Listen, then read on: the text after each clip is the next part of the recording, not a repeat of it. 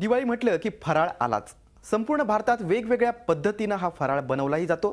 त्यात घरी बनवलेला फराळाला म्हणजे एक वेगळीच चव असते आणि याच घराच्या चवीसाठी आता हा फराळ ठाण्यातून थेट विदेशात पोहोचलाय।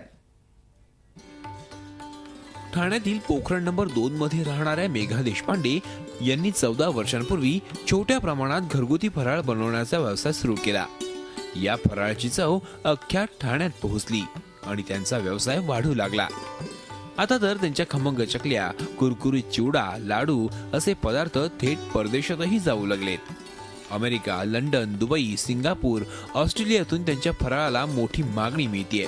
त्यामुळे जवळपास 20 जणांना रोजगार मिळालाय।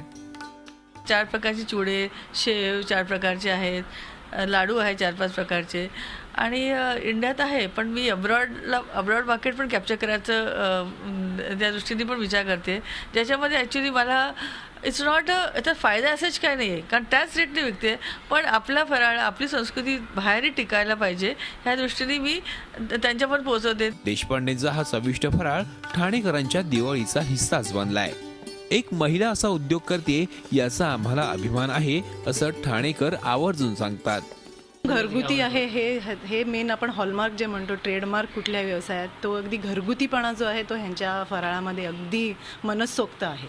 आणि त्यामुळे मी कामामध्ये बिझी असल्यामुळे मला स्वतः घरी सगळा फराळ नाही करता येत। त्याचा जो मला गिल्ट वाटायचा तो पूर्णपणे मेधाच्या फराळामुळे पूर्णपणे नाहीसा झाला। दिवाळीचा फराळ आहे उत्कृष्ट, उत्तम, चवदार आणि स्वादिष्ट आणि जसं वाटतं तसं अगदी घरगुती। मेधाकडनंच सगळं घेते, कारण आता ती वयस्कर झाली आहे, तिच्याने काही कामं होत नाहीत घरातली आणि त्याला चवल्याचं, आणि हा फराळ इतका चांगला घरगुती आहे की आमच्या वयाला तो खाण्याजोगा आहे। ठाण्यातील फराळ विदेशात पोहोचला ही ठाणेकरांसाठी अभिमानाची बाब तर आहेच, शिवाय या व्यवसायामागचं संपूर्ण श्रेय एका महिलेचं असल्यानं सारे ठाणेकर मेघा देशपांडेंना सलाम करतात।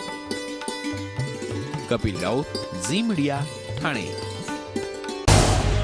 झी 24 तास रहा एक पाऊल पुढे।